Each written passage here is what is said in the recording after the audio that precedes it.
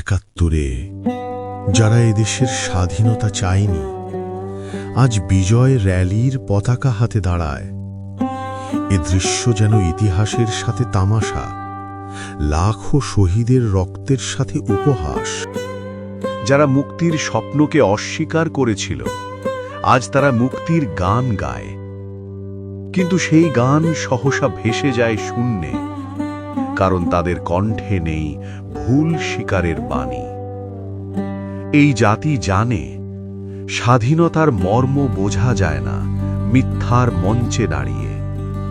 বিজয় কোনো সাজানো নাটক নয়, বিজয় হলো রক্তে লেখা এক অমর কবিতা।